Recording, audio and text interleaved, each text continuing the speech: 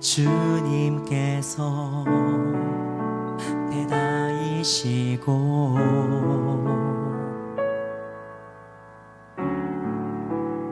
나의 눈물을 주의 병에 담으소서.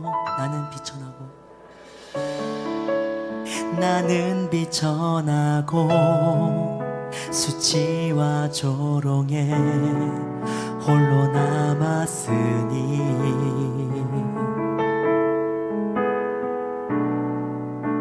오 나의 하나님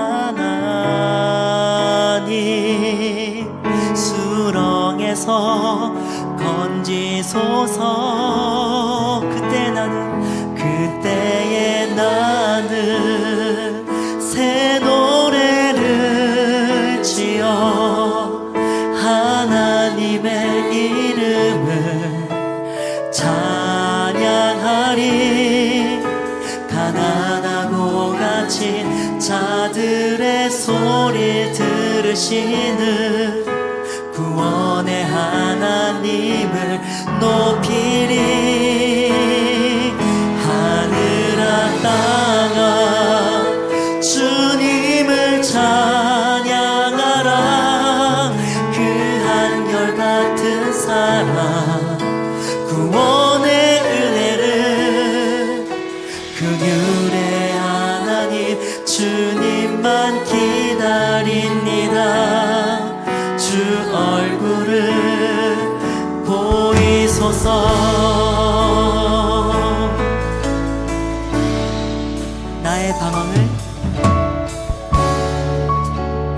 나의 방황은 주님께서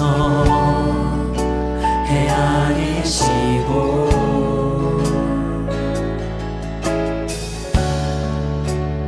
나의 눈물을 주의 병에 담으소서. 나는 비천하고 수치와 조롱에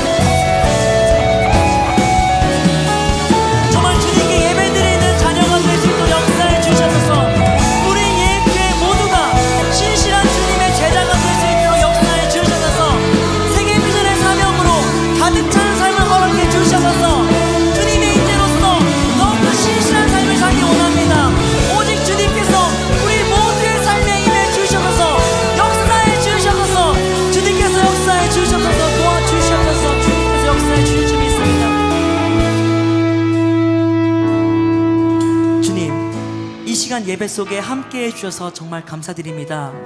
세상 속에 상처 입은 영혼들을 치유해 주시옵시고 주님의 제자로 살아갈 믿음을 허락해 주시옵소서. 역사해 주실 주님을 기대하며 주 예수 그리스도의 이름으로 기도드렸습니다. 아멘. 주님께 영광의 박수를 올려드리겠습니다. 네, 우리 이 시간부터 다 같이 자리에서 일어나셔서 정말 우리의 삶을 인도해 주시고 우리를 치유해 주신 주님을 전심을 다해 찬양합니다.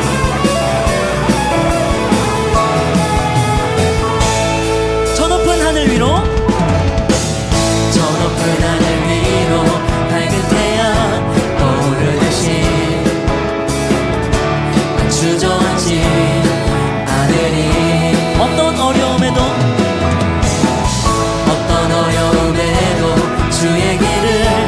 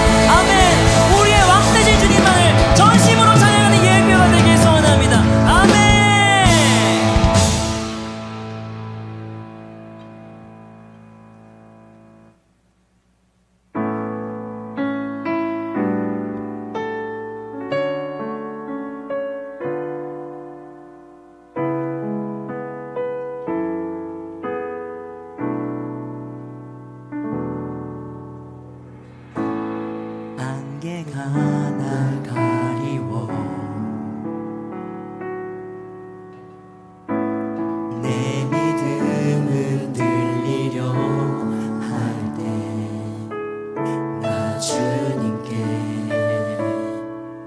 나아가네. 주님은 산 같아서 주님은 산 같아서 여전히 그 자리에 계셔. 눈을 들면 보이리라 날 위한 그 사랑. 주는 나의 도움이시며 주는 나의 도움이시며 주의 계획 영원하시네. 주의 위엄 앞에 믿음으로 순종해 예배드리리. 주님께서 날 이끄시며 주가 항상 함께 하시네. 주의 사랑 안에 믿음으로 순종해 예배드리리. 영원히. 안개가 날 가리워 안개가 날 가리워 내 믿음은 들리려 할 때 나 주님께 나아가네. 주님은 산 같아서 주님은 산 같아서 여전히 그 자리에 계셔. 눈을 들면 보이리라 날 위한 그 사랑. 주는 나의 도움이시며 주의 계획 영원하시네. 주의 위엄 앞에 믿음으로 순종해 예배드리리. 주님께서 날 이끄시며 주가 항상 함께 하시네. 주의 사랑 안에 믿음으로 순종해 예배드리리. 주는 나의 도움이시며 주는 나의 도움이시며 주의 계획 영원하시네.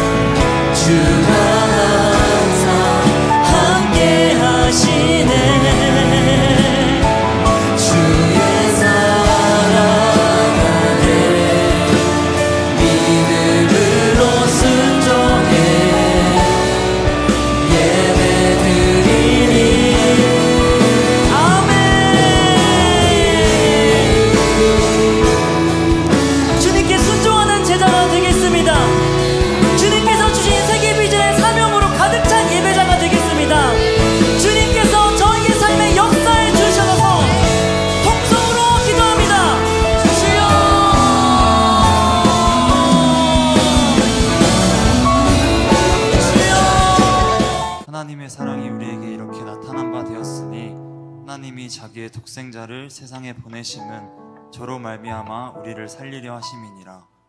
하나님 아버지, 연약하고 부족한 많은 우리를 아들을 내어주시기까지 사랑해 주시니 감사합니다. 죄로 인해 죽임당할 우리를 하나님의 전에 세우시고 주를 예배하게 하시니 감사합니다. 오늘 이 예배를 통해 주님께서 우리와 만나주시고 예배에 함께하고 있는 모든 이들이 주와 친밀한 관계를 누리게 하여 주옵소서. 주님, 한 주간의 우리의 삶을 주 앞에서 돌아봅니다. 우리의 입술로는 그리스도인이라 스스로 칭했지만 우리의 삶은 그렇지 못했음을 주께 고백합니다. 때로는 우리의 삶의 우선순위를 주님께 온전히 드리지 못하며 주님과 주님께서 주신 말씀을 뒤로하기도 했습니다. 사랑의 주 하나님, 이렇듯 부끄럽고 연약한 모습임에도 주께 나아가길 원하오니 우리를 불쌍히 여기시고 우리의 모든 죄악을 예수 그리스도의 보혈로 깨끗게 하여 주옵소서. 하나님 아버지, 간절히 바라옵기는 오늘 이 예배가 주님께서 기뻐하시고 주를 향한 감사가 넘치는 예배가 되기를 소망합니다. 성령께서 예배 가운데 함께 하시어 완악하게 굳어있던 마음들까지도 만져주시고 우리 모두가 주께 마음의 문을 열고 나아갈 수 있는 예배가 되게 하옵소서. 열린 마음 안에 성령께서 좌정하셔서 주의 뜻과 말씀을 향해 우리의 전부를 내어드릴 수 있는 순종의 마음을 품게 하여 주옵소서. 예배 가운데 아버지의 따뜻한 위로와 사랑을 베푸셔서 우리의 영혼과 삶 안에 전적인 회복이 있게 하여 주옵소서. 하나님 아버지, 현재 교회에서 러브투게더가 진행되고 있습니다. 먼저는 우리 예일교회 청년 공동체가 예수님과 같은 말 같은 마음 같은 뜻을 품은 비전의 사람이 되게 하시고 이를 통해 주님께 기쁨의 열매를 올려드리는 우리가 되게 하여 주시옵소서. 우리 모두가 잃어버린 한 마리의 양을 소중히 하라 하신 예수님의 가르침대로 장결 가족과 미정척 새 가족에게 우리의 마음을 쏟게 하여 주시옵소서. 관심과 사랑으로 그들을 돌아보게 하시고 다시금 그들이 회복되어 주님의 품으로 돌아와 예수 그리스도의 비전과 사랑을 품는 귀한 역사가 있게 하여 주시옵소서. 영혼을 섬기는 데 있어 각자의 의지와 뜻을 내려놓게 하시고 온전히 주님의 계획을 기대하며 주의 능력만을 의지하는 우리가 되게 하여 주시옵소서. 주님, 목사님을 위해서 기도합니다. 주님께서 크신 사랑으로 세우신 목사님께 영육의 강건함을 허락하시고 주님께서 가라 명하신 그 길 가운데 지쳐 쓰러지지 않도록 보호하여 주시옵소서. 항상 말씀과 성령으로 주님과 동행하는 목사님이 되게 하여 주시옵시고 비전을 향해 늘 열정을 품고 달려가실 수 있도록 주의 능력을 허락하여 주시옵소서. 목사님과 함께 동역하고자 하는 이들이 더 많아지게 하시고 영적 스승이신 목사님의 삶을 본받아 우리 예일 청년 공동체가 주 앞에 겸손한 삶을 살아내는 자들이 되도록 인도하여 주시옵소서. 목사님께서 말씀의 단 위에 서실 때 어떠한 영적 방해도 있지 못하도록 살펴주시고 입술에 능력을 부어주시어 목사님을 통해 선포되는 귀한 말씀을 통해 말씀 듣는 이들의 삶과 모든 심령이 주님의 뜻을 향해 변화되고 회복되는 역사가 있게 하여 주시옵소서. 목사님의 가정에도 화평을 허락하셔서 서로 아껴주고 품어주는 귀한 가정이 되게 하시고 삶에서 주님의 사랑을 실천하는 가정이 되게 하여 주시옵소서. 주님, 주의 뜻을 이루기 위해 필리핀 현지에 나가 있는 이상은, 김지연, 정용준 선교사님을 위해서 기도합니다. 날마다 주께서 부어주시는 새 힘과 새 능력으로 사역하게 하시고 선교사님들께도 영육의 강건함을 허락하여 주시옵소서. 선교사님들이 그들에게 맡기신 영혼들을 향해 주의 사랑 들고 나아갈 수 있도록 인도하여 주시옵소서. 마음 안에 죄악의 세력이 틈타지 못하도록 보호하여 주시고 늘 하나님께서 주시는 선한 마음만이 가득하게 하여 주시옵소서.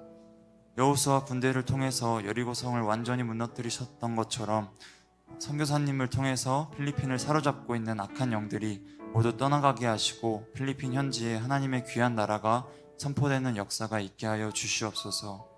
주님, 예배의 전부를 주께 맡겨드립니다. 모든 순서마다 주님께서 개입하여 주셔서 주님께서 기뻐하시는 예배가 되게 하여 주시옵소서. 보이지 않는 곳에서 예배를 섬기는 이들까지도 기억하여 주시고 한 사람도 빠짐없이 주께서 주시는 축복과 은혜를 누리는 예배가 되게 하여 주시옵소서. 이 모든 말씀을 살아 역사하시는 주 예수 그리스도의 이름으로 기도드렸습니다. 아멘. 자, 오늘 하나님 말씀을 같이 보겠습니다. 출애굽기 23장 15절로 16절 두 절의 말씀을 우리 같이 한 목소리로 또 갑시다. 출애굽기 23장 15절로 16절. 자, 한 목소리로 보겠습니다. 자, 앞에 보이시죠? 같이 합시다. 시작. 너는 무교병의 절기를 지키라. 내가 내게 명령한 대로 아비볼에 정한 때에 이래 동안 무교병을 먹을지니 이는 그달에 내가 애굽에서 나왔음이라. 빈손으로 내 앞에 나오지 말지니라. 맥주절을 지키라. 이는 내가 수고하여 밭에 뿌린 것에 첫 열매를 거두이니 수장절을 지키라. 이는 내가 수고하여 이룬 것을 연말에 밭에서부터 거두어 저장함이니라. 아멘. 여러분, 사람은 의미의 존재이죠. 그래서 사람이 무엇으로 만들어졌나라고 얘기하면 철이 얼마, 인이 얼마, 이런 화학적 그런 분류 같은 게 아니고, 사람이 무엇으로 존재하는가라고 생각하면 의미의 집합체다라고 생각이 되는 거야. 우리 인생 자체가 의미다. 여러분 보세요. 예를 들어서 생일 같은 걸 봅시다. 우리 인생의 생일 같은 건 굉장히 중요한 것들이죠. 근데 여러분, 생일이 뭐예요? 내가 태어난 날 이미 지나갔잖아요. 제가 지금 32살이니까 벌써 32년 된 거 아니에요? 그렇죠? 네, 숫자를 잘 못 세시나 보군요. 그래서 이제 그렇습니다. 지나간 날이잖아요. 근데 오늘 이번 금년에 내가 태어났던 그 날의 주기에 맞춰서 이 날이 그날이야라고 의미를 부여하고, 내가 몇 년을 살았어 의미를 부여하면서 나의 존재에 대한 의미가 드러나는 날이라는 거예요. 의미를 부여하면 의미가 되는 거죠. 그러니까 사람이라는 게 다 그렇습니다. 의미를 부여하니까 의미가 되는 거예요. 가족도요, 자꾸 의미를 부여하면 의미 있는 존재가 돼요. 여러분, 제가 제 아내한테 꽃을 선물하잖아요. 그 꽃의 의미가 그 사람한테 부여되고, 그만큼 의미를 부여한 만큼 관계도 그 의미 위에 생기는 거예요. 여러분, 결혼기념일 같은 것도 마찬가지죠. 평범한 날이지만 의미를 부여하니까 특별한 날이 되는 거예요. 우리 인생 전체가 다 그렇습니다. 하나하나 다 보십시오. 옷 하나 입는 것도 의미를 부여하니까 그 옷의 의미 때문에 나 자신이 달라지는 거예요. 이번에 보니까 TV에 보니까 명품백을 700만 원짜리 이렇게 들고 고깃집에 갔는데 알바생이 뭘 이렇게 갖고 국물이 탁 튀었다고 그 700만 원 물어내라 그랬다고. 여러분, 그게 700만 원짜리 가치가 있는 겁니까? 의미를 판 거고, 그 의미를 사기 위해서 돈을 지불한 거예요. 그렇죠?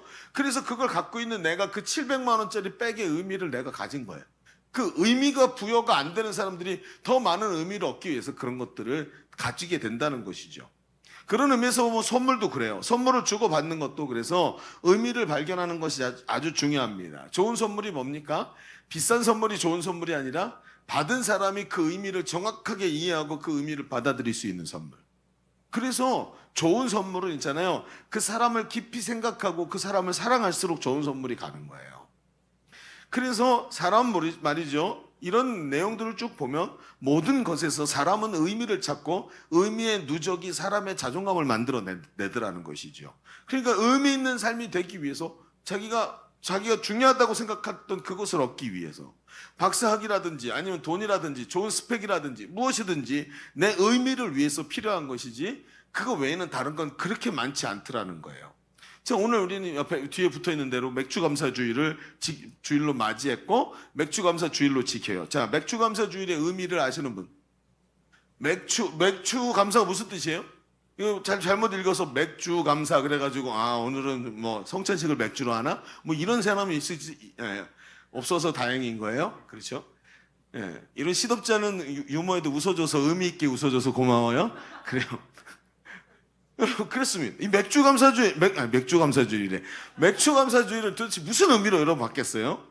여러분, 이 말이 의미의 날이라는 뜻인 거예요. 이게요. 의미를 모르면 이 맥주감사절도 감사라는 의미가 우리한테 전혀 다가오지 않게 된다는 거예요.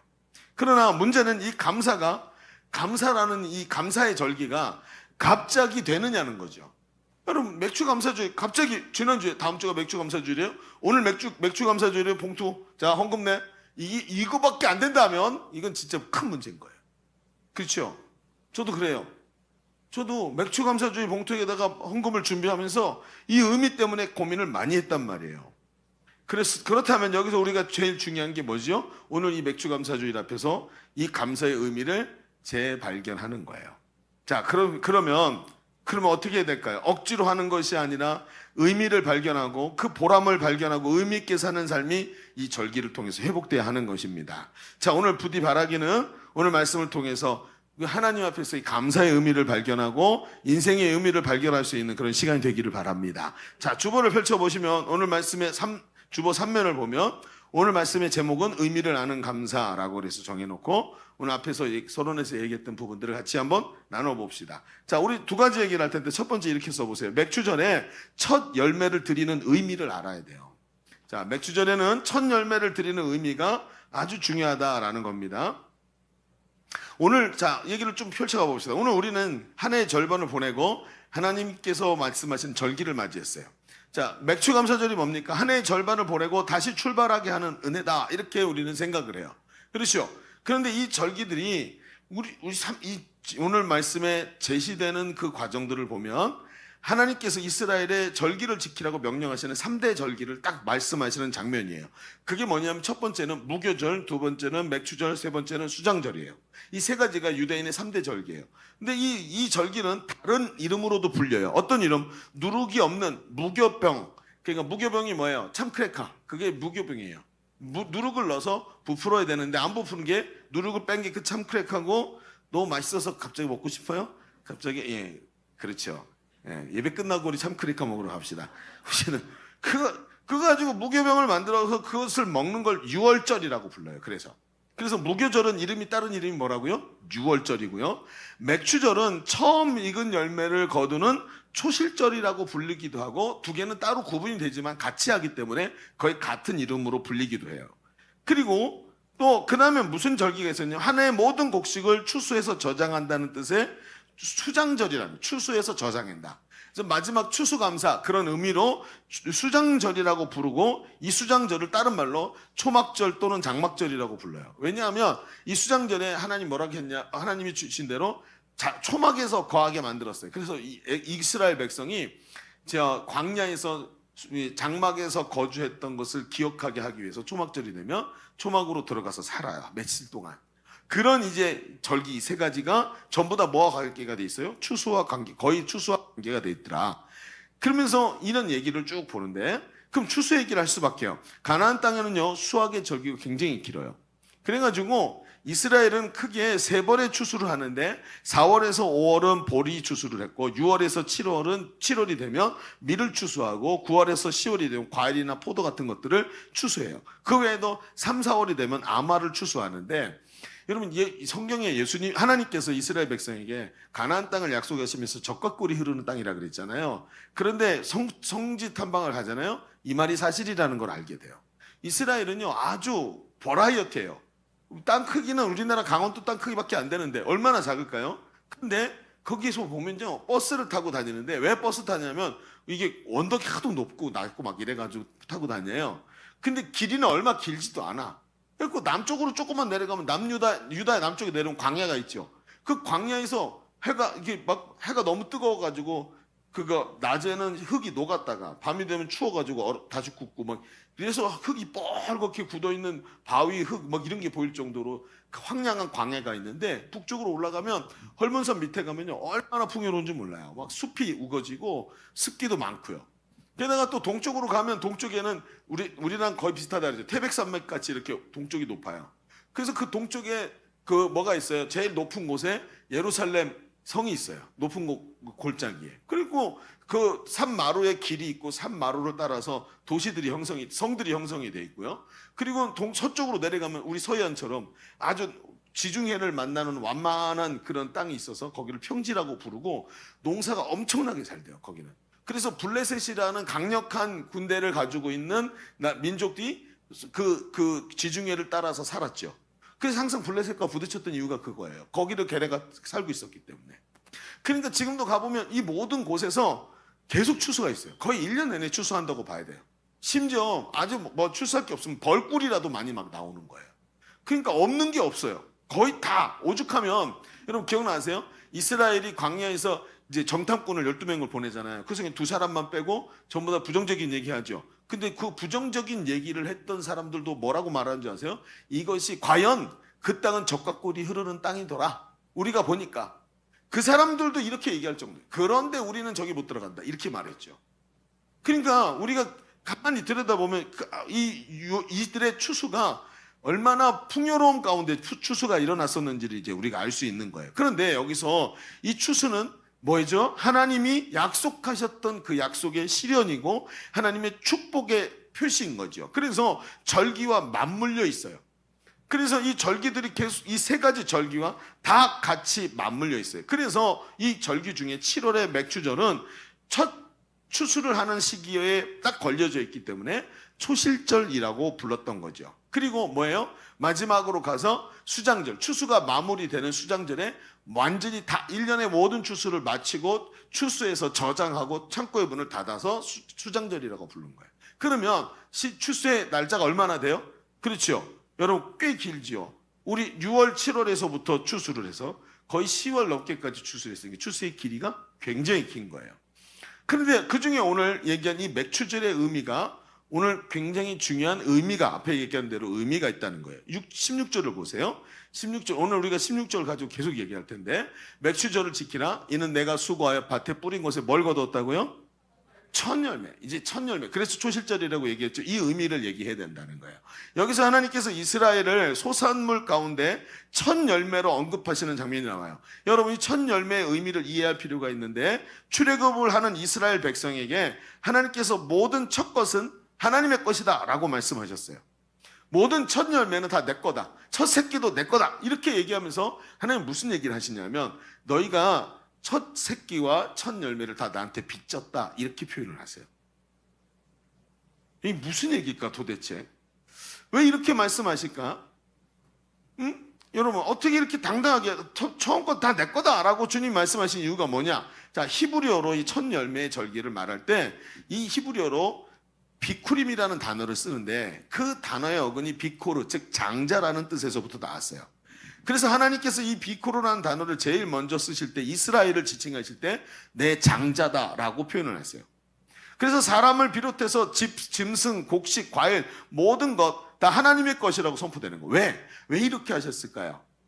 왜 모든 이스라엘을 내 장자라 부르셨고 왜 모든 첫 새끼와 첫 열매를 다 내게 달라고 그랬을까요? 왜냐하면 하나님의 처음 장자와 이스라엘의 생명을 맞바꿨기 때문에 그런 거예요. 이해가 되시죠? 벌써 감이 탁 오는 분이 있을 거예요. 출애굽기 4장 22절에 보면 이렇게 써 있어요. 너는 바로에게 이르기를 여호와의 말씀에 이스라엘을 내 아들 내 장자라 내가 내게 이르기를 내 아들을 놓아서 나를 섬기게 하라 하여도 네가 놓기를 거절하였으니 내가 네 아들 장자를 죽이리라. 이 출애굽 때 애굽의 장자를 죽인 이유가 나오는 거예요. 내 장자인데 네가 뭔데 내 장자를 안 보내냐 이러면서 이스라엘 백성 때문에 이 애굽의 장자들 다 죽였단 말이에요. 여러분 이유를 아시죠? 하나님의 장자와 이스라엘의 생명을 맞바꿨기 때문이에요. 그래서 장자를 내놓으라는 거예요. 출애굽기 13장 2절 이렇게 말해요. 이스라엘 자손 중에서 사람이나 짐승을 막론하고 태어나서 처음 난 모든 것은 다 거룩히 구별하여 내게 돌리라. 계속 얘기하시죠. 왜 장자를 달라 그런지 점점 보이기 시작합니다. 하나님은 이스라엘을 자기 백성으로 구별하고 출애굽으로 구출해내실 때 장자의 피를 흘리는 모습을 보여주셨어요. 그래서 6월절이 뭐지요? 6월절은 애굽에서 나올 때 하나님께서 이스라엘 백성을 옷을 입고 밥을 먹게 만드셨어요. 옷을 벗고 편안하게 누워서 먹는 게 아니라 옷을 입고 띠를 띠고 지팡이를 찢고 그리고 어린 양을 잡아서 그 피를 문설주와 좌우 임방에 바르게 하셨어요. 십자가의 모습이죠.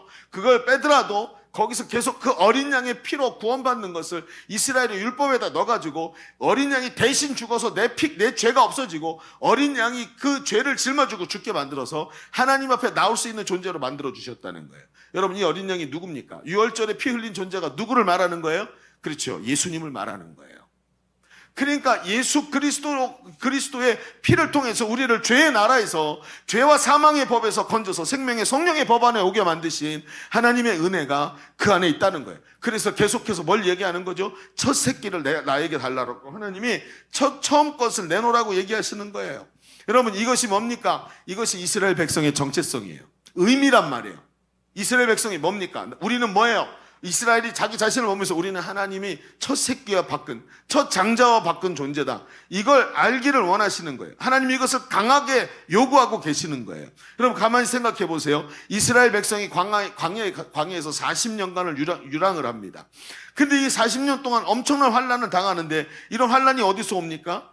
어디서 오냐면 바로 이런 의미를 모르고 자신들이 누구인지 알지 못하는 정체성의 혼란에서부터 옵니다. 이런 의미를 모르니까 하나님께서 자신들을 완전히 하나님 백성으로 자녀로 삼기 위해서 얼마나 많은 희생과 대가를 치르셨는지를 몰라요. 그래서 어떻게 하죠? 때만 되면 문제만 생기면 불순종하고 의심하고 원망하는 거예요. 감사가 안 나오는 거예요. 물이 없다고 불평하고 원망합니다. 그래서 물을 줬더니 먹을 게 없다고 불평하고 원망합니다. 만나를 내려서 먹게 했더니 이번에 먹더니 아이고 하나님 풍성히 먹었어요. 그게 아니라 고기가 없다고 원망합니다.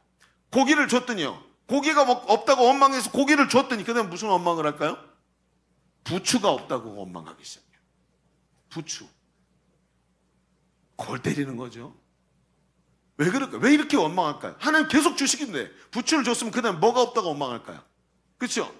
나중에 애견 카페가 없다고 원망할 거예요. 그죠? 여러분 생각해 보십시다. 왜 이랬을까요? 하나님이 나를 구원하기 위해서 얼마나 많은 대가를 지불하셨는지 몰라. 그게 원망이 나오는 거예요. 부모는 말이죠. 여러분 부모 얘기하면 또 라떼는 이런가 봐. 그러지. 부모는 말이죠. 자식을 보잖아요. 자식의 얼굴을 딱 보면 자식의 뭐가 보이는지 아세요? 첫 자식이 어렸을 때 모습이 딱 섞여서 보여요. 섞여서. 부모는 자식의 얼굴이 자식이 아무리 커도요. 자식이 아기 때 그 100일 때 아장아장 걸으면서 활짝 웃었던 그 얼굴 있죠? 그 얼굴이 잊혀지지가 않아요. 제가 요즘에도 집에 가면 저희 어머니가 아이고 왔냐 하고 얼굴이 이렇게 쓰다듬어. 제가 그거 알아요 이제. 왜 그러신지 이제 알아. 제가 어렸을 때 저는 모르는 제 얼굴을 제 부모님은 봤어요. 그래서 제 부모님은 저를 볼 때 아기처럼 보이는 거예요. 왜냐하면 제가 제 아이들을 볼 때 그렇게 보여요. 그 아이들이 어렸을 때 처음 태어났을 때 너무 작고 예쁜데 그 아이들의 그 몸짓들이 표정들이 잊혀지지가 않아요. 그런데 그 부모가 자식에게 살다 보면 자식에게 섭섭하게 하지요. 안 할 수가 없어요. 사람인데.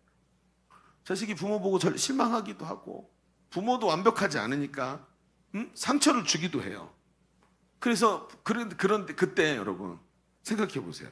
부모가 얼마나 자기를 사랑했는지 알면은 절망하고 힘들 수 있고 실망할 수 있지만 그렇다고 해서 부모가 나를 사랑하지 않는다고 말할 수가 없는 거예요. 우리가 말이죠. 잘 생각해 봐야 됩니다. 결국 왜 이스라엘 백성이 하나님께 감사하지 못하고 원망만 하다가 계속 광야에서 고난당했죠? 이유가 뭐죠? 자신들이 얼마나 많은 가치를 갖고 있는지를 모르는 거예요. 하나님이 우리에게 어떤 의미를 갖고 계시는지 몰랐던 거예요. 보십시오. 뿐만입니까? 이스라엘은 나중에 결국 어떻게 돼요? 가나안 땅에 들어가지요.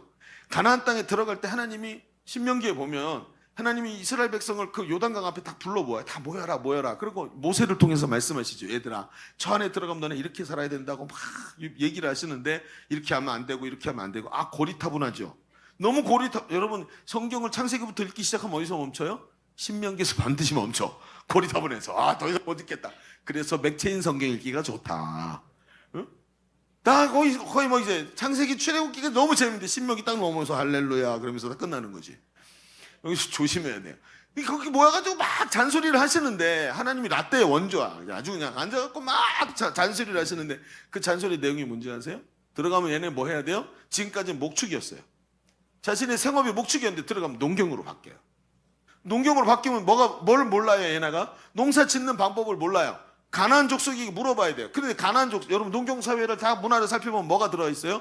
우상숭배가 어디서 나와요? 절기 때문에 나오는 거예요. 이때 비가 오는데 이때 비의 신에게 제사를 지내야 되고 이때 추수하는데 추수할 때 조상에게 감사의 제사를 지내야 되고 이런 걸 배운다는 거예요.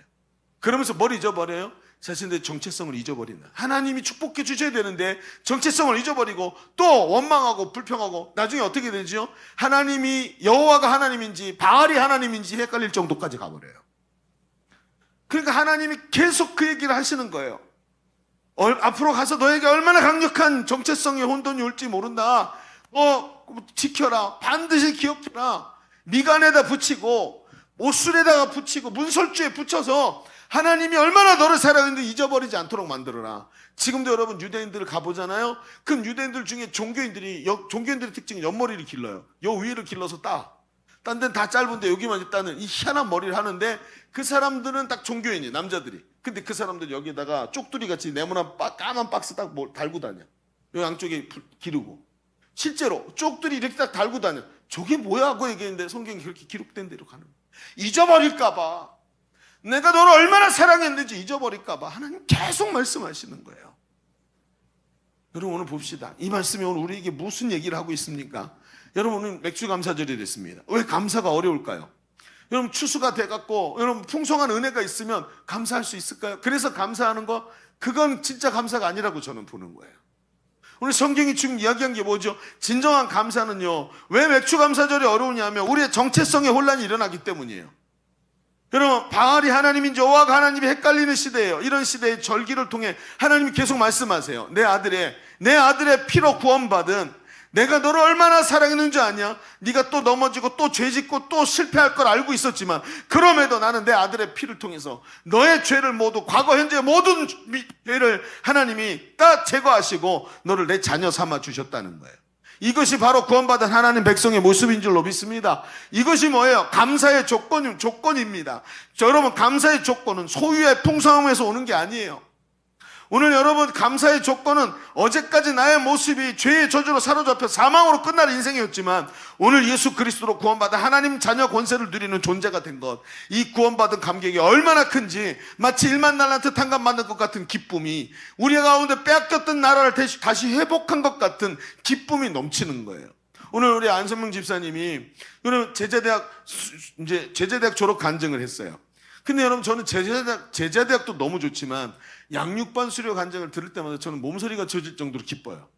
여러분 양육반 수료 간증이 뭔지 아세요? 예수 처음 믿다가 이제 예수 믿은 지 제일 짧으면 6개월 된 사람들이에요. 오늘도 이제 이 예배 끝나면 바로 다음 예배 때 새가족 수료식을 하는데 오늘 제가 조금 전에 그 세 분을 만났어요. 세 분이 수료를 하거든요.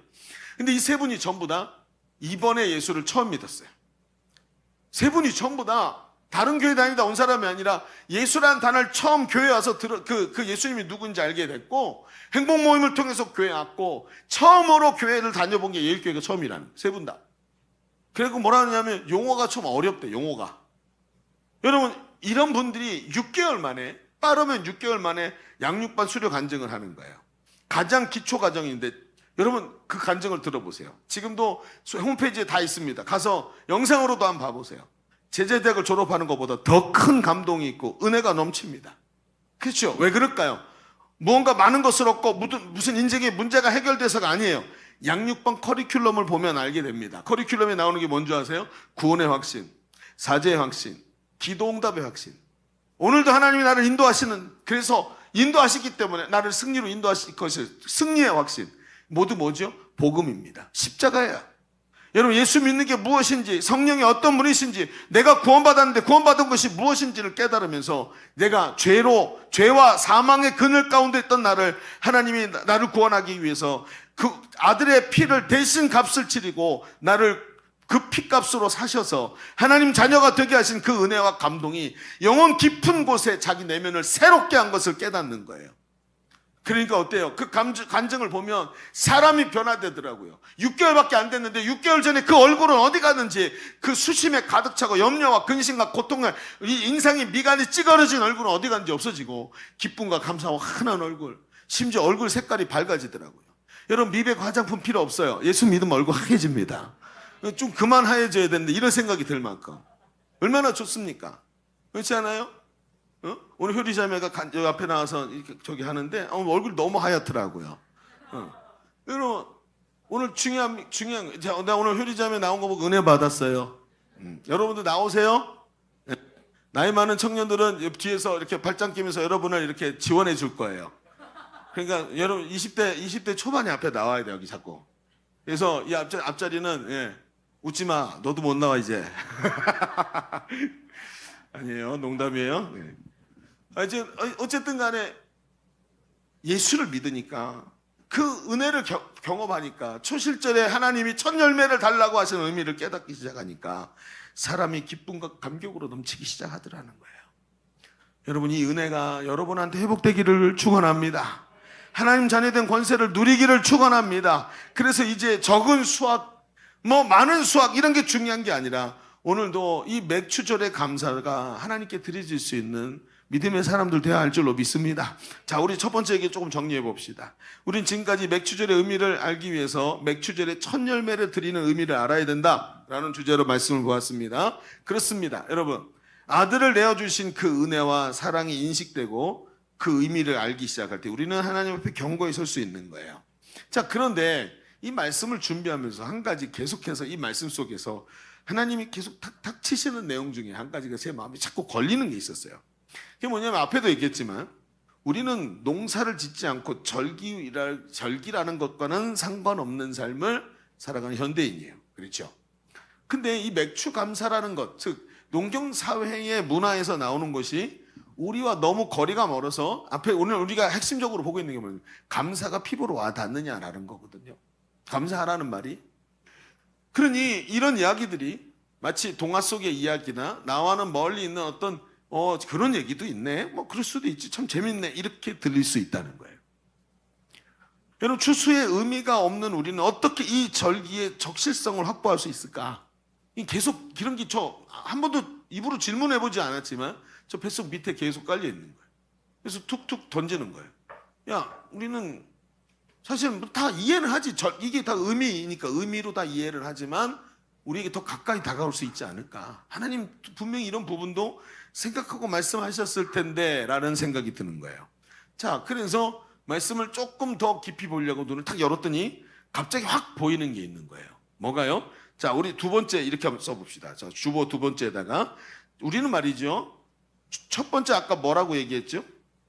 첫 번째 맥추절에 첫 열매를 드리는 의미를 알아야 한다면 이 초실절의 첫 추수가 바라보는 지점의 의미가 있어요. 분명히 이걸 알아야 된다는 거예요. 첫 추수가 바라보는 지점의 의미, 그게 무슨 얘기냐 하면 보세요. 초실절이라는 얘기는 초실절 하나만 갖고 얘기하지 않고 하나가 더 짝으로 붙어 있어요. 그래서 떨어지지가 않아요. 딱 붙어 있어서 그 얘기가 오늘 성경에 나오죠. 자, 16절을 볼게요. 맥추절을 지키라. 이는 내가 수고하여 밭에 뿌린 것의 첫 열매를 거둠이라 라고 연장해서 뭐라고 얘기해요? 그 다음에 수장절을 지키라. 이는 내가 수고하여 이룬 것을 연말에 밭에서부터 거두어 저장합니다. 자, 앞에 얘기했죠. 수장절이 뭔지 얘기했죠. 여러분, 하나님은 첫 열매에 대해 말씀하시면서 연결해서 수장절을 함께 말씀하시는 거예요. 여기서 우리는 이 절기에 대한 더 깊은 의미가 보이는 게 있어요. 앞에 이스라엘의 3대 절기에서 죄에서 구원을 의미하는 유월절과 하나님의 백성으로 첫 열매를 얻는 초실절을 지나서 마지막 수장절로 간다는 것이죠. 그러니까 이 세 가지는 뭐하고 연결되어 있죠? 유월절은요, 예수의 피로 구원받은 것이고, 그렇죠? 그 다음에 초실절은요, 구원받은 자가 첫 열매로 그 하나님 앞에서 내가 하나님 백성으로 살아가는 첫 열매를 거둔 것이라면, 마지막은 수장절은 뭘 의미할까요? 그렇죠. 마지막 추수를 의미하는 거예요. 여러분, 이 마지막 추수가 뭡니까? 이것은 앞에서 말한 대로 있잖아요. 이게 뭐냐면 이제 최종 추수의 곡간을 저장하는 것을 말하는데, 이것은 마지막 날, 즉 인류 역사의 마지막 날에 하나님께서 마지막 날에 재림하셔서, 예수님이 재림하셔서 재판장으로 마지막 열매들을 다 거두고 추수하고 저장한 다음에 그 다음에 심판하실 것에 대한 이야기를 하는 겁니다. 여러분, 마태복음 13장에 보면, 저 뒤에 나와요. 자, 방송실 곧 뒤에 나오는 거 보여줘요. 마태복음 13장 30절에 보면 예수님이 이런 말씀하세요. 같이 한번 읽어볼게요. 자, 보세요. 자, 보이죠? 자, 읽어봅시다. 시작. 둘 다 추수 때까지 함께 자라게 두라. 추수 때 내가 추수꾼들에게 말하기를 가라지는 먼저 거두어 불사르게 단으로 묶고 곡식은 모아 내 곡간에 넣으리라. 자, 이게 마지막 때지요. 제 가라지가 이제 밭에 곡식이 자라는데 원수가 와서 가라지를 뿌렸대요. 그래서 곡식과 가라지가 함께 자라는데 주인이요, 우리가 가서 가라지를 벨까요? 라고 그랬더니 종들이 그랬더니 주인이 내버려 둬라. 이거 가라지를 베다가 곡식까지 함께 벨 수 있으니까 그냥 내버려 두고 나중에 추수 때 이걸 다 합해서 곡식은 곡식대로, 가라지는 가라지대로, 곡식은 곡식대로 해서 가라지는 불구덩이 가운데 집어넣어서 태우고 곡식은 어떻게 해요? 여기 뭐라고 표현됐어요? 묶고 곡식을 모아 내 곡간에 넣으리라. 이게 마지막 추수 때의 모습을 예수님 말씀하신 거예요. 여러분 뭐죠? 지금 우리가 얘기하는 이게 마지막 수장절의 의미인 거예요. 그러니까 세 가지의 이 절기는 우리가 구원받아서 초실절의 은혜를 누리고 초실절의 삶을 살다가 어디로 가는 거예요? 마지막 최종 추수하는 날, 심판의 날까지 그 이 절기가 정확하게 그림을 그리고 있어요. 여러분 그렇습니다. 이 절기들은 성도의 구원의 여정을 상징하고 있는 것으로 보입니다. 초실절의 감사는 예수 그리스도의 구원 사역으로 인해서 구원받아 하나님의 자녀된 성도들의 모습을 드러내고 있어요. 그런데 이상한 것은 구원받은 성도는 오늘 예수 믿고 구원받았는데 천국에 가는 것이 아니라 오늘 이 땅에서 여전히 육신을 입고 살고 있다는 거예요. 아이러니하죠. 여러분 보십시오. 예수 믿었죠? 구원받았죠? 근데 왜 여기 살아요? 하나님 자녀죠? 하나님 나라를 상속으로 받았다면서요? 근데 왜 당신은 그렇게 가난합니까? 이 땅에 내 이름으로 된 집 한 채가 없는데 하나님이 그 집을 주신다면서요? 구원받아 하나님 백성 됐는데 왜 여전히 고통스러운 세상에서 살아갑니까? 이게 오늘 우리에게 중요한 얘기인 거예요. 여러분 세상에서 살지만 이전과는 아주 다른 삶을 삽니다. 성도는 예수 그리스도로 말미암아 이 땅에 이루어진 하나님 나라 백성으로 살아가는 거예요. 그래서 예수님께서 뭐라 그랬냐면 이렇게 말했어요. 하나님 나라는 여기 있다 저기 있다 할 것이 아니라 어디 있냐면 하나님 나라는 너희 안에 있느니라. 그래서 예수님은 하나님 나라에 어디 있대요? 여기 있대요. 그러면 하나님 나라는 여기 있네요. 저기 있는 게 아니고. 여러분 맞아요. 그런데 뭐라 그랬냐면 여러분 이게 중요한 말씀이 뭐냐면 우리 속에 하나님 나라가 이미 시작됐다는 거예요. 이게 예수님이 하신 일이에요. 하나님 나라가 뭐죠? 하나님의 통치가 일어나는 곳이 나라란 말이에요. 오늘 여기 뭐예요? 예수 그리스도의 성령이 임하시고 하나님께서 우리를 다스리고 계시는 줄로 믿습니다. 그게 예수님이 하신 거예요. 그래서 성령이 각 사람에게 임하시고 우리 가운데 하나님이 임재하셔서 성령이 우리와 함께 하시면서 우리를 다스리시는 줄로 믿습니다. 그래서 여기 하나님 나라가 임했다는 거예요. 그러나 이미 시작되었지만 아직 완성되지는 않았다는 거예요. 그 의미와 그럼 뭐예요? 아직 사이가 오늘 우리가 살아가는 삶의 역사라는 현장 속에 있는 거예요. 여러분 이미 시작됐지만 아직 완성되지 않은 하나님 나라. 그래서 이 땅을 살면서 이미 하나님 백성으로 구원받았지만 육신을 입고 아직 완성되지 않아서 완성을 향해 가는 하나님 나라를 향해서 오늘도 달려가면서 여러분 구원받았지만 육신을 입고 악한 마귀와 싸우고 정욕과 싸우고 믿음이 없이는 넘어져서 쓰러지고 막 이러는 삶을 살아가는 게 오늘 성도의 삶이라는 거예요. 그래서 이미 아직 사이를 살면서 여전히 부족하고 믿음이 없어 넘어지고 구원의 감격과 감사를 지켜내지 못하지만 여전히 하나님 나라가 완전한 승리가 우리 앞에 다가오고 있다는 것을 정확하게 알고 있는 사람, 그 사람이 누구냐면 바로 하나님 백성입니다. 그게 하나님 백성의 삶이에요. 성도는 그래서 말이에요 여러분. 성도는 바로 이미와 아직 사이를 살아가는 겁니다. 그래서 여전히 상황은 어려운 초실절에도 내 안에 내 초실절에 첫 열매를 거뒀으니 많겠어요? 아니요, 적지요. 이 적은 열매를 가지고 하나님께 예물을 드리고 하나님 앞에 믿음으로 서서 어딜 보냐면 초실절을 보는 게 아니라 수장절을 바라보고 있는 거예요. 그래서 예수를 믿는 사람은 발을 땅에 디디고 있지만 눈은 하늘을 바라보는 사람이에요. 이 사람들의 모습이 구별된 모습이 있는 거예요. 구별됨이 뭐예요, 여러분? 여러분, 성지에 가잖아요? 그러면 여전히 베두인들이 2000년 전처럼 똑같이 살아요. 장막을 쳐놓고 거기서 이렇게 양과 염소를 같이 치는데 딱 가다가 보면 꼭 내려가지고 그 앞에 딱 가잖아요. 양과 염소가 같이 있는데 그 가이드 하시는 목사님 딱 그래요. 뭐라 그러냐면 여기 양과 염소가 섞여 있어요. 구별해 보세요. 그렇게 얘기를 해요. 근데 비슷하게 생겼어. 얘가 염소인가? 얘가 양인가? 너무 닮아가지고.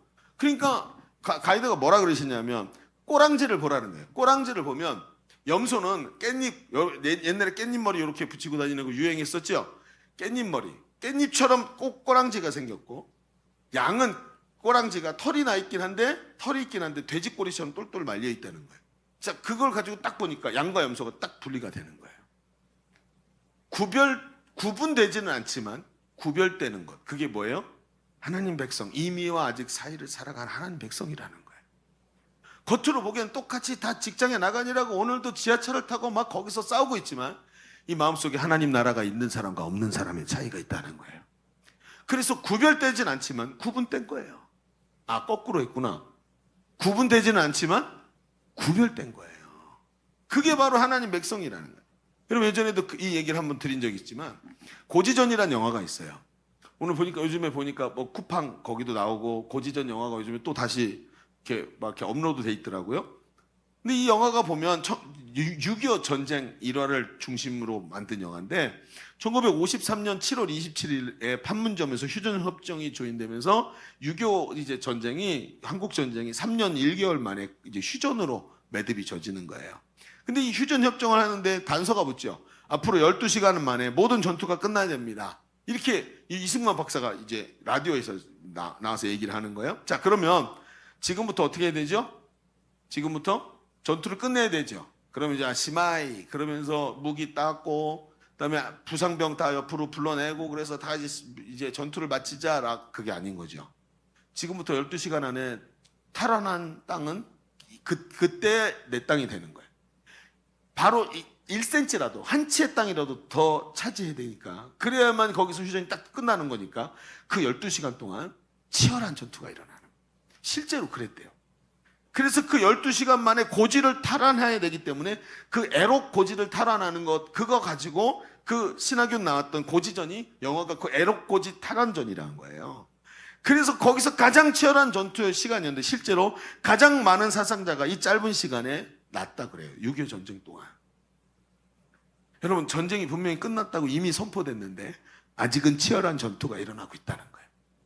여기서 이 치열한 전투에서 승리해야 되는 거예요. 예수 그리스도의 십자가에서 이미 승리하셨지만 아직 하나님 나라가 완전히 임하지는 않았다는 거예요.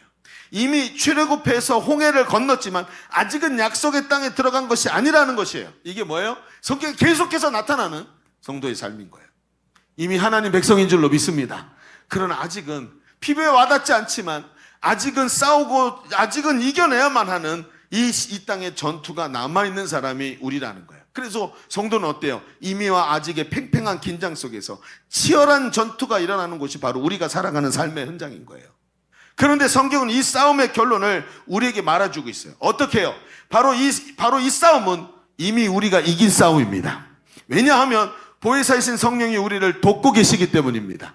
예수 그리스도가 이미 죄의 저주를, 사망의 저주를 짓밟고 이기셨기 때문입니다. 바로 그렇기 때문에 이 싸움은 우리가 지금 벌써 이긴 싸움으로 보고 있다는 거예요. 그래서 지금도 우리의 척박한 삶의 현장에 우리를 이기도록 돕고 계시는 성령이 우리와 함께 하시는 것이 오늘도 우리 삶 속에 느껴지고 있다는 것입니다. 결국은 끝내 하나님 나라의 영광을 차지할 사람이 저이고 그 영광을 차지할 사람이 여러분이라고 하나님이 말씀하고 계시는 거예요. 그래서 맥주감사절에 초점이 중요한 거예요. 여러분, 맥주감사절은 나는 오늘 보리를 여기서 처음 본 것 같은데 이게 아닙니다.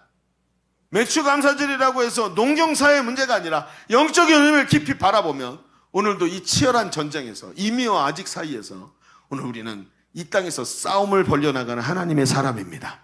여러분의 싸움이 치열하지요? 여러분, 우리 싸움은 그 어느 때보다 더 치열합니다. 차라리 박해가 있고 핍박이 있고 전쟁이 있는 때면 여러분, 그때는 살기 위해서 애쓰면서 하나님만 찾을 텐데 오늘같이 풍요와 다산, 수많은 수확을 갖다 놓고 여러분 우리를 미혹하는 자리에 서서 정말 이 마지막 시대에 정말 하나님 앞에서 이 이미와 아직 사이를 치열하게 싸워 나가야 되는 청년들의 삶은 보통 어려운 게 아닌 거예요. 오늘 우리가 이 시대에서 하나님 앞에서 어떻게 서야 될지를 성경은 우리에게 정확하게 말씀해 주고 있는 것입니다. 오늘 감사는 우리 아직 이미와 아직 사이에 완전한 승리를 말하는 감사가 아니라 우리에게 보장된 승리에 대한 감사인 것입니다.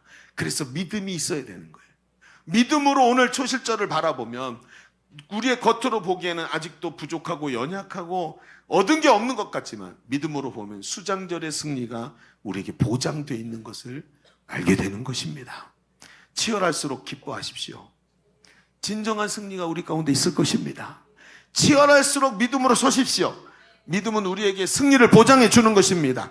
초실절에 많지 않은 열매를 거두었다면 그 많지 않은 것으로 더 감사하십시오. 반드시 수장절에 풍성한 은혜가 여러분의 삶에 있을 줄로 믿습니다. 여러분 이제 말씀을 이제 마무리합시다. 여러분 오늘 우리는 어려운 시대를 살아가야 합니다. 아니 어쩌면 어려운 시대가 아니라 마지막 시대를 달려가는 마지막 주자가 여러분입니다. 바통을 손에 받았습니다. 초실절의 결과가 아무리 보잘것없어도 저 앞에 있는 수장절을 바라보면서 오늘을 잘 달려가십시다. 이미와 아직 사이를 잘 살아가십시다. 불확실한 삶, 그러나 최후 승리를 확신하며 살아가는 삶이 되십시다. 이제 아무리 어려워도 전혀 감사의 조건이 보이지 않아도 우리는 절망이나 좌절이 아니라 감사의 노래를 부를 수 있습니다. 범사에 감사할 수 있는 것입니다. 우리에게 진정한 승리를 주시는 우리 하나님께 영광을 돌려드립니다. 우리 하나님께 영광의 박수 올려드립시다. 우리 이 시간 같이 기도하겠습니다.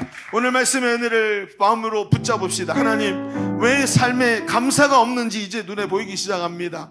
하나님, 내 삶에 왜 하나님 나라가 보이지 않았는지 자꾸 이제 이미와 아직 사이를 살고 있는 나의 이 삶 상태가 이제 보입니다. 주님, 오늘 우리에게 믿음을 허락하여 주옵소서. 초실절에 진정한 감사를 올려드릴 수 있는 우리의 삶이 되게 하여 주옵소서. 우리 말씀 붙잡고 주님의 치고 기도합니다. 주여, 할렐루야. 아버지 하나님 감사합니다. 오늘도 아버지 이 은혜의 말씀을 듣게 하시고 깨닫게 하시니 감사합니다. 초실절의 감사가 우리 가운데 넘쳐나게 하여 주옵소서. 성령 안에서 주시는 진정한 감사가 우리 가운데 보이기를 원합니다. 오늘도 아버지 눈물이 나고 힘들고 어려운 삶의 현장이지만 아버지 그 눈물 나는 현장에서도 오늘도 우리가 아버지 주의 말씀 붙잡고 달려가기를 간절히 원합니다. 성령 하나님 도와주옵소서. 아버지 이묘하직 치열한 삶의 현장에서 하나님 감사할 수 있는 은혜, 나를 위해서 아버지 하나님께서 엄청난 대가를 치르신 것을 확신하게 하여 주옵소서. 확신하게 하여 주옵소서. 하나님 역사하여 주옵소서. 우리 연이어서 한 번만 더 기도합시다. 오른손을 가슴에 얹으시기를 바랍니다. 여러분, 우리의 삶은 너무나도 불확실한 현장에 서 있습니다. 하나님, 대학을 졸업해도 이 취직할 데가 없는 이런 시대에 우리가 살고 있습니다. 하나님, 너무나도 손에 쥔 것을 너무나도 보잘것없고 작고 내가 이거밖에 안 되나, 이거 벌기 위해서 내가 그렇게 미친 듯이 살아왔나 싶은 생각이 들 때도 많습니다. 그러나 아버지 하나님, 우리가 오늘 바라보는 것은 초실절이 아니라 하나님 수장절인 줄로 믿습니다. 영원한 승리를 우리 하나님 주실 줄로 믿습니다. 세상 것 때문에 눈물 짓지 말게 하여 주시옵시고 이미와 아직 사이에서 믿음으로 승리하며 진정한 감사를 올려드리게 하여 주옵소서. 우리에게 믿음을 허락하여 주옵소서. 기도합니다. 주여, 할렐루야. 아버지 하나님 말씀하시기 원합니다. 아버지 눈물 짓지 말게 하시고 하나님 천국과 주의 아버지 고통스러워하지 말게 하시고 하나님의 말씀을 붙잡고 오늘도 하나님 승리한 주의 자녀로 아버지 달려가게 하여 주옵소서. 아버지 우리 시대가 얼마나 어렵게 하시며 오늘 아버지 하나님 수장절에서 초실절의 작은 것 때문에 고민하지 말게 하시고 그 초실절에 하나님 나를 얼마나 사랑하시는지 깨닫게 하소서. 나를 얼마나 기뻐하고 계시는지, 나를 얼마나 사랑하시는지 깨닫게 하여 주시옵소서. 오늘도 아버지 착각들을 아버지 하나님 정말 저 마지막의 수장전을 바라보면서 마지막 수장전을 바라보면서 오늘을 달려가는 자 되기를 간절히 원합니다. 수장전을 바라보면서 오늘을 달려가게 하여 주옵소서. 아버지 이 절기가 하나님께서 복된 절기 되기 원합니다. 나의 사랑자, 내가 아버지 절망하고 좌절할 그 순간에도 하나님 나를 사랑하고 계시는 줄로 믿습니다. 하나님 역사하여 주옵소서. 나의 삶이 아버지 돈으로 환산하지 말게 하시고 나의 삶을 세상 것으로 환산하지 말게 하시고 이미와 아직 사이를 살면서 진정으로 승리하는 여러분을 소개하여 주옵소서. 아버지 감사해요. 하나님, 오늘도 세상은 숫자로 우리를 판단하려고 합니다. 연봉이 얼마나 되는지, 얼마나 많은 스펙을 갖고 있는지, 남들이 나를 얼마나 인정해 주는지, 하나님 오늘 그런 거 가지고 나 자신을 환산하지 않게 하여 주옵소서. 오로지 오늘도 하나님 이 아버지 하나님 초실절의 열매를 가지고 하나님 앞에 서니까 주님 말씀하십니다. 네야, 내가 너를 위해 얼마나 값진 피를 흘렸는지 아니? 너는 그렇게 간단한 존재가 아니다. 내가 너를 통해 영광 받기를 바란단다. 그 초실절에 뚜렷한 아버지 하나님 그 주의 음성을 듣게 하여 주시옵소서. 그리고 이미와 아직 사이를 살아가는 것을 바라보면서 이미 구원받았지만 우리의 목적은 여기가 아니라 저 하나님 나라 수장절을 바라보면서 풍성한 은혜 주실 것을 믿고 오늘도 하나님 앞에 믿음으로 달려가는 믿음의 사람들 되게 하여 주옵소서. 치열한 전투 피하지 말게 하시고 마귀와 싸워 이기면서 하나님 주신 풍성한 능력과 은혜를 누리는 우리의 삶이 되게 하여 주옵소서. 하나님께 감사드립니다. 예수님의 이름으로 기도하옵나이다. 아멘. 우리 하나님께 영광의 박수 올려드립니다.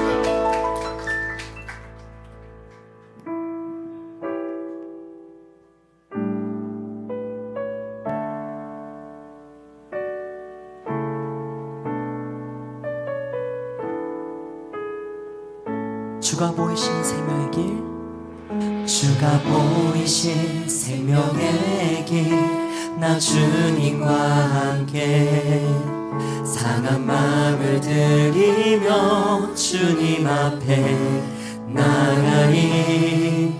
나의 의로움이 되신 주, 그 이름 예수. 나의 길이 되신 이름 예수. 나의 길 오직 그가 아시나니. 나를 단련하신 후에 내가 정금같이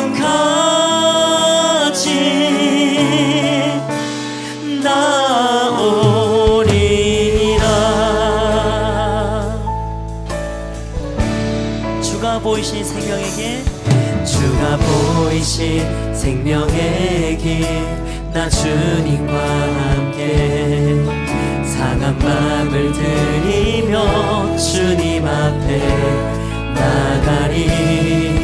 나의 의로움이 되신 주, 그 이름 예수. 나의 길이 되신 이름 예수. 나의 길 오직 그가 아시나니. 나를 단련하신 후에 내가 정금같이 나오리. 나의 길 오직 그가 아시나니. 나의 길 오직 그가 아시나니. 나를 단련하신 후에 내가 정금같이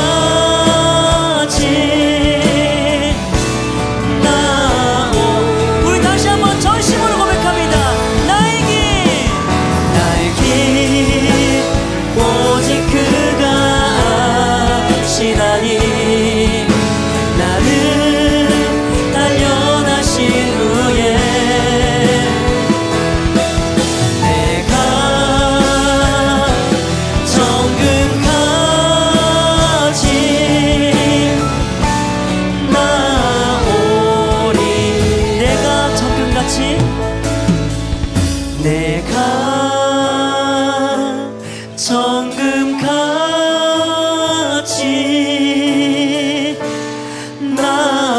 나오리.